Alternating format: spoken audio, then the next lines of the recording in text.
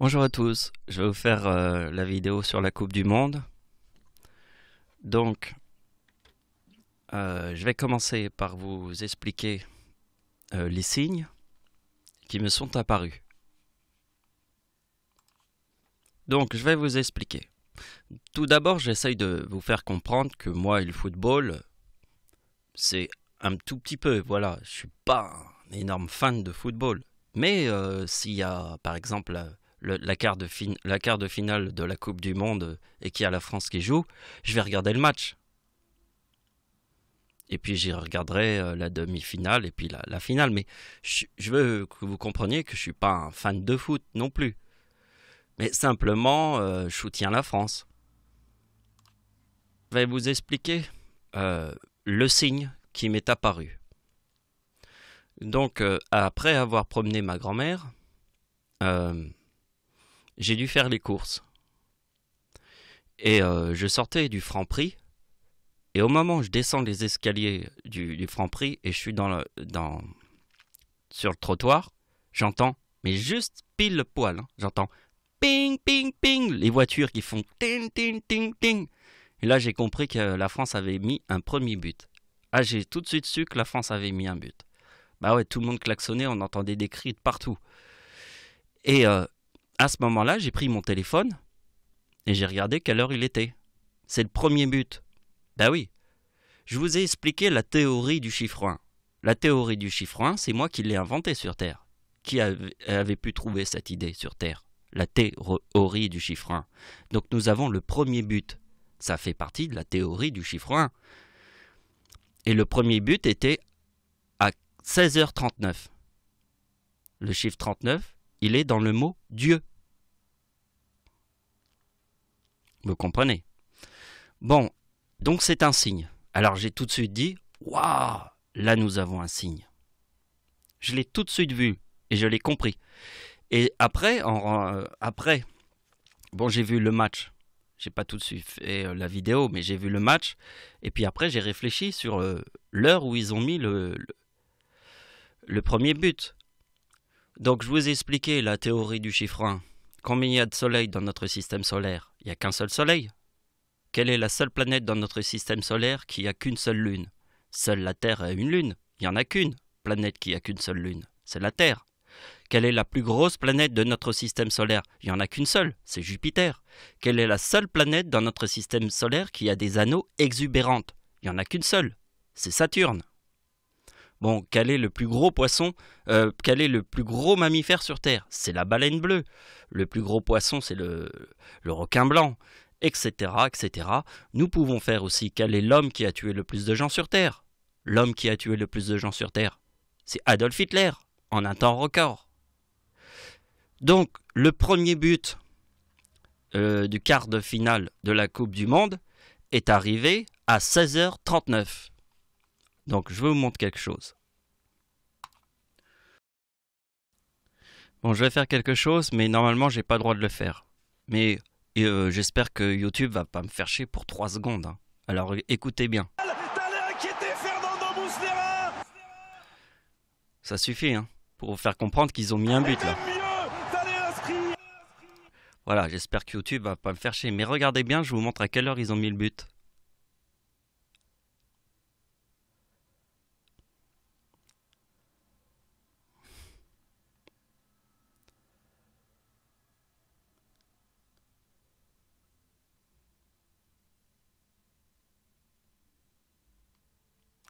Voilà, à 20h30 pile. Alors, le chiffre 39 est dans le mot Dieu. Le chiffre 30 est dans le mot bien. Ben oui, parce que la Bible, c'est le chiffre 30. Si la Bible, c'est le chiffre 30, le bien, c'est le chiffre 30. Le chiffre 39 est dans le mot Dieu. Donc ils ont mis le but sur le chiffre 39 de Dieu et à 39 secondes, qui est dans le mot bien. Vous voyez, le ballon, il est rentré. Regardez, je vais refaire au ralenti. Donc il va tirer là. Vous voyez la balle où elle passe? Regardez, la balle, elle est là. Et là, elle va rentrer dans le but à 30. Bing, ding, hop. À 30, il est au fond du filet. Voilà, entre 29 et 30.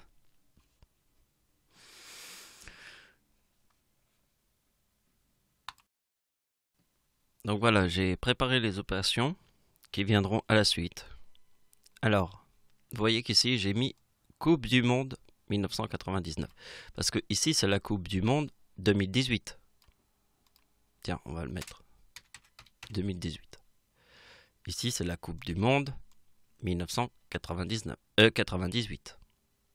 Alors, le chiffre 98 est dans le mot Seigneur. Alors, je vais vous montrer quelque chose.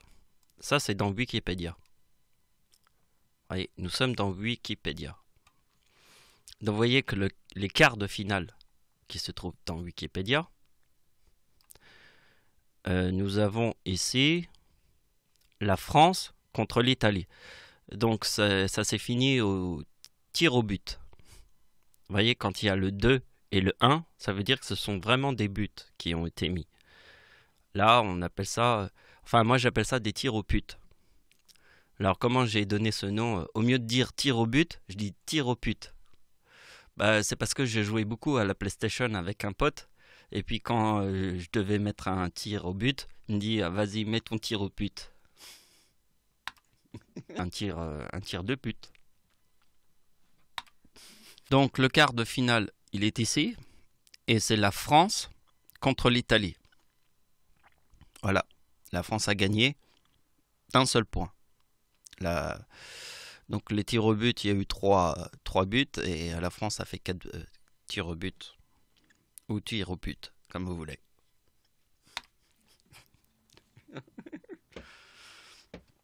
Donc vous devez...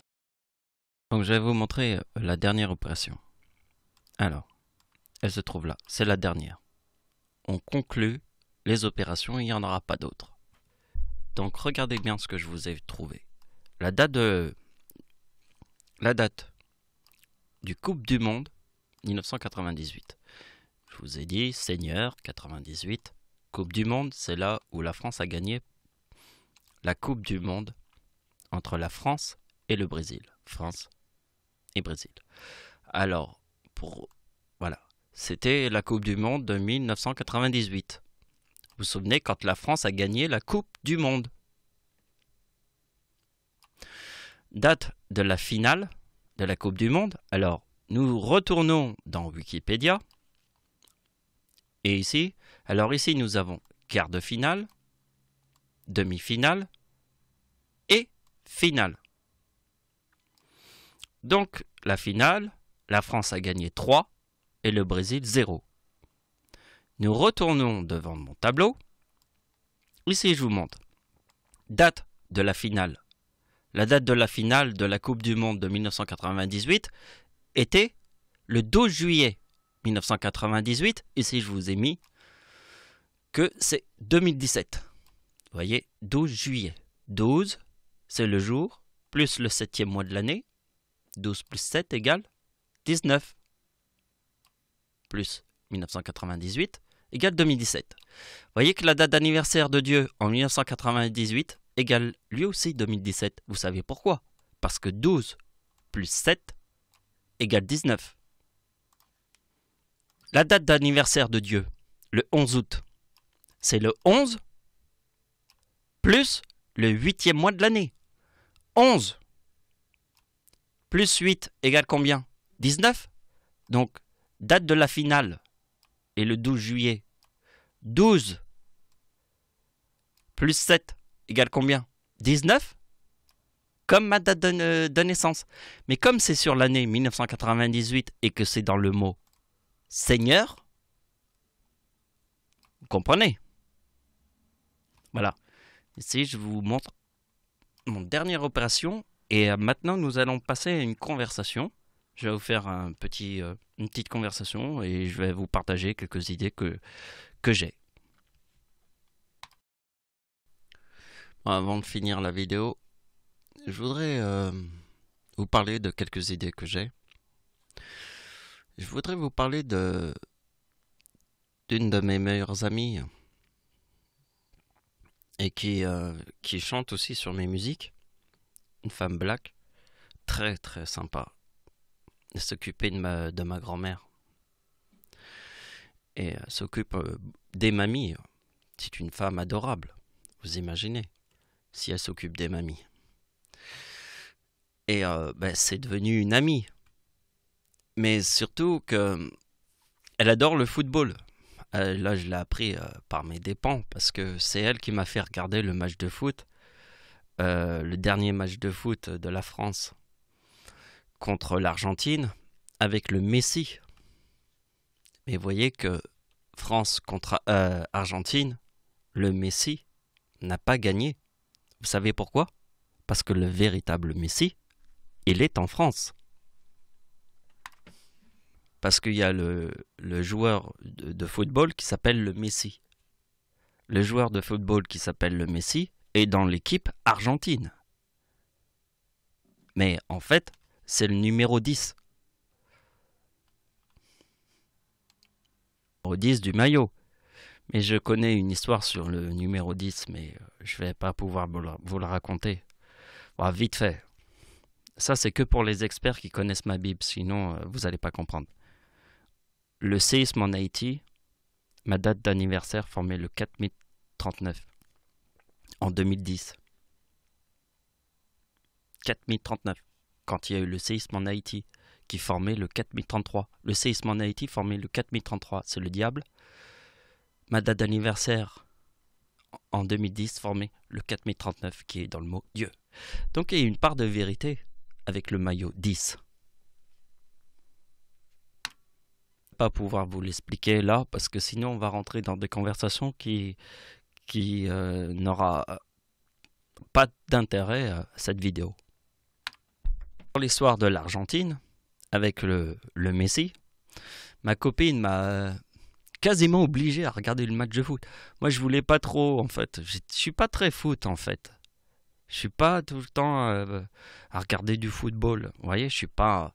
Mais bon, elle m'a entraîné, elle voulait absolument, vous voyez, c'est une femme, hein. Elle est peut-être plus mec que moi. Mais voilà, j'ai accepté et j'ai passé un bon moment. C'était très bien, j'ai vu le match et la France a gagné. Et c'était un très bon match, vraiment. Donc ça c'est une idée que je viens de vous partager. Je vais passer à une autre idée maintenant. En fait, je vais vous expliquer qu'il y a une part très très importante pour moi dans le football. Parce que quand j'étais enfant, j'avais 11 ans, 10 ans, 9 ans, même jusqu'à mes 14 ans, j'ai joué tous les jours une partie de football. Tous les jours. Tous les jours, je jouais une partie de football. Avec les gens de mon quartier. J'avais toujours... je faisais un petit peu de football. J'aimais ça, j'adorais courir après une balle. Mais il y a une différence entre aimer regarder le football et vraiment jouer le football. Bon, après... comme je joue plus au football depuis des années, et puis que, voilà, après, je suis passé à autre chose. Mais j'ai toujours cette âme, parce que c'est une âme qu'on a vraiment en soi. Moi, le football, j'ai beaucoup joué quand j'étais jeune au football. C'était un truc de malade. J'étais le premier arrivé sur terrain, avant tout le monde. J'adorais ça. Mais jouer le football, j'adorais. Si sur Terre, je suis le véritable Messie, c'est normal que le football a quand même un sens avec moi. Avec Dieu. Donc là, je vous fais le tout dernier message. Alors bien sûr, vous avez vu les coïncidences que je vous ai montrées. Alors, je sais qu'il y a beaucoup de gens qui vont se dire, ben, il faut que la France, elle gagne. Mais moi, je suis pas d'accord avec cette idée. Je suis pas d'accord avec cette idée et je vais vous expliquer pourquoi je suis pas d'accord avec cette idée. Je suis d'accord que la France gagne, mais qu'il n'y a pas d'intervention du ciel. Si sur Terre, je suis le véritable Messie, Je veux que ça soit la meilleure équipe qui gagne. Et que ça soit le gagnant qui mérite d'être le gagnant. Vous comprenez que il ne faut pas que la finale de 2018 soit forcément la France. Moi, j'espère que ça soit la France. Mais ce que j'espère avant, encore plus que ça soit la France, je veux que ça soit la meilleure équipe qui gagne. Celle qui le mérite. Si la France ne mérite pas de gagner la Coupe du Monde 2018, ce n'est pas grave si elle perd. Parce que ce qui est plus important, c'est le plus méritant qui devrait gagner la Coupe du Monde. C'est pas parce qu'aujourd'hui je vous ai montré les coïncidences que c'est forcément la France qui va gagner. Mais le plus important, c'est que ce soit l'équipe qui soit le plus méritant qui gagne cette Coupe du Monde. Je vais expliquer quelque chose d'autre. On va finir sur cette conversation. La Coupe du Monde de 2006, c'était la France en finale, la France contre l'Italie. C'était l'année du fameux coup de boule de Zidane à l'Italie. Ce match-là, je l'ai regardé. Vous savez où j'étais? À la limite de l'Éthiopie et du Kenya. J'étais même dans un endroit exceptionnel. J'étais dans un oasis au milieu de nulle part. Alors comment je suis apparu dans un oasis au milieu de nulle part? Si je suis le Messie sur Terre. J'ai dû prendre... Il n'y a pas de chemin. C'est que... Il n'y a pas de route. C'est pas genre des autoroutes. Hein. Non, il n'y a pas de route. On est avec un camion qui est capable d'aller dans le désert, capable de rouler sur des chemins de terre, où il n'y a pas de route. Et on s'est tapé 2 jours de voyage comme ça, que dans des chemins de terre où il n'y a pas de route. Et on arrivait au milieu de nulle part. Au milieu de nulle part, c'est comme si on arrivait au milieu d'un désert où il n'y a rien. Rien du tout. Mais au milieu où il n'y a rien, comme dans un désert, il existe un oasis. Et il y avait un tout petit village qui était là. Et pour accéder à ce village, il faut aller vers nulle part. Vous comprenez? Il n'y a pas de route. Il y a juste un chemin où on emprunte à travers le désert, où c'est pas vraiment des chemins, c'est des petits chemins, mais c'est que des bosses, des creux. Les femmes qui étaient dans le bus, elles se tenaient les seins. Toutes les femmes dans le bus avaient mal au sein. Pourquoi elles avaient mal au sein? À force d'être avec des bosses comme ça, partout. Sur toute la route, c'était comme ça. Bam, bam, ça secouait dans tous les sens. On était secoués comme des pruneaux. Et on arrivait, et à un moment donné, on était sauvés. Même moi, j'avais mal à la tête. J'avais pas mal au sein, parce que les femmes, elles se tenaient les seins. Dans le bus, elles avaient toutes mal au sein. Tellement ça secouait. Les femmes me disaient, putain, on a toutes mal au sein. Ah ouais, mais c'est pas comme la mer. Hein. La mer, ça glisse, vous voyez. Avec un bus, ça glisse pas. Hein. C'est des coups forts. Ça fait tac, tac. Donc on est arrivé à cet endroit au milieu de nulle part. Et ils avaient qu'une seule télévision pour tout le village. Une seule télévision pour tout le village. Parce que là-bas, ils vivent quasiment au Moyen-Âge. Hein. C'est quasiment le Moyen-Âge. Mais ils avaient une télé pour tout le village. Et tout le village était là pour regarder le match de foot de la Coupe du Monde. Et c'était l'année où il y a eu le coup de boule de Zidane. Le fameux coup de boule. C'était simplement pour vous dire qu'il y a quand même un lien très important avec moi et le football, étant donné que vous avez vu où j'étais à ce moment-là. J'étais à la limite du Kenya et de l'Éthiopie. J'étais dans un désert au milieu de nulle part. Et pour y accéder, il fallait crapahuter dans un bus qui toute la journée te secouait la tête parce qu'il n'y avait pas de chemin, c'était que des bosses.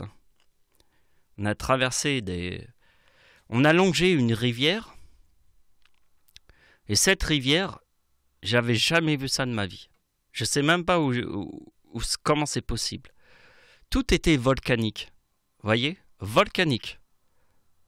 Ça veut dire, on est au milieu, on est à la limite de l'Éthiopie, et en fait, tout est volcanique.